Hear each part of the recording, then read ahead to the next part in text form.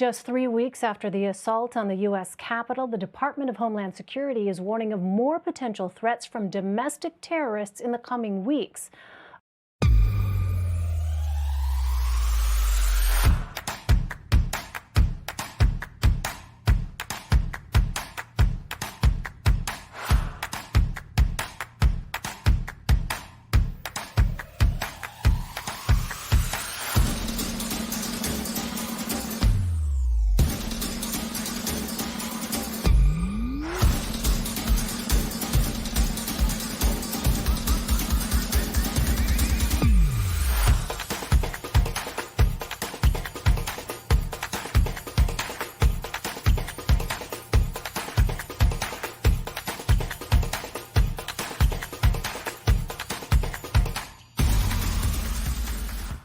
A Wednesday DHS bulletin warns extremists emboldened by the attack on the U.S. Capitol, quote, could continue to mobilize to incite or commit violence.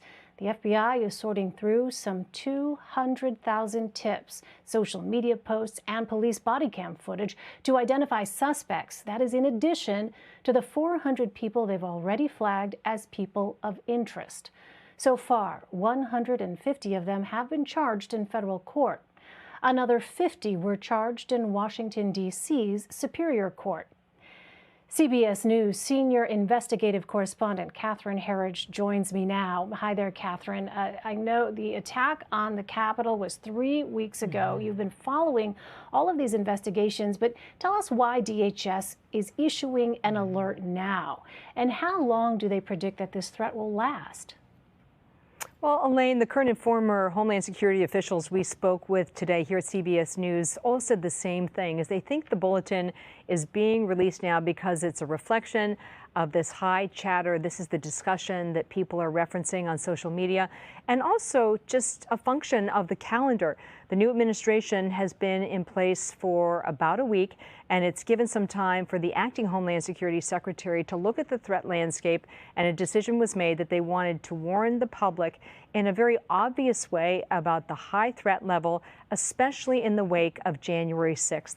And January 6th is universally described, whether it's by Homeland Security or FBI or the National Counterterrorism Center, as a pivotal event that really has emboldened extremist groups. So individuals who have been thinking about acting out violently, the successful breach of the Capitol has given them new motivation and a new feeling that maybe they can be successful if they cross that threshold to violence with their political objectives.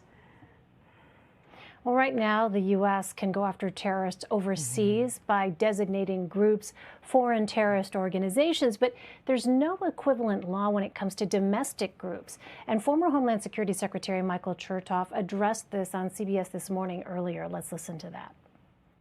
Well, first of all, there are a lot of statutes that can be applied. It's not necessarily true that you have to apply something called domestic terrorism. We also, by the way, have hate crime laws, which could be used in some of these circumstances. The question about passing a domestic terrorism law is, does it really add anything? And again, we don't want to go so far as to criminalize unpopular ideas. So I would take it slowly, and I wouldn't rush to pass something. So, Catherine, how does law enforcement fight domestic terrorism without a specific statute to address that?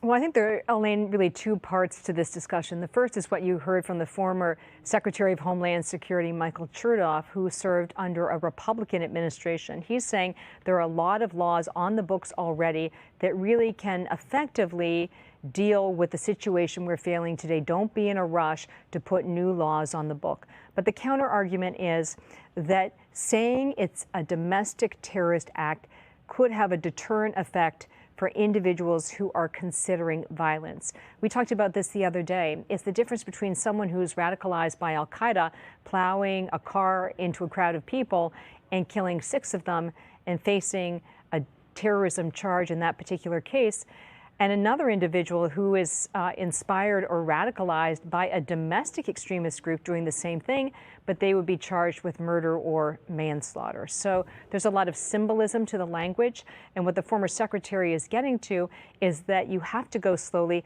because you are really entering this realm of political speech. And the question becomes, when do you cross that threshold from First Amendment rights and free speech into this red line where you clearly are inciting violence for a political objective? And of course, that is the definition on the books for terrorism. So, Catherine, what is this federal investigation into the Capitol riot telling us about this threat of domestic extremism? Well, what we've learned through our reporting here at CBS News is that investigators are very focused on what I would describe as a handful of upcoming sedition cases. We saw the first conspiracy case that was brought against 3 members or alleged members of a group called the Oath Keepers. This is a group that believes the government is systematically stripping them of their constitutional rights. What I expect to see in the coming weeks, based on my reporting, is that there will be sedition charges, and what they will show is very significant coordination among small groups or cells of individuals, and then also premeditation. So in simple terms, that they really got the ball rolling to launch their breach of the Capitol days ahead of January 6th. Right, disturbing to hear. Catherine Herridge in Washington for us. Catherine, thank you. You're welcome.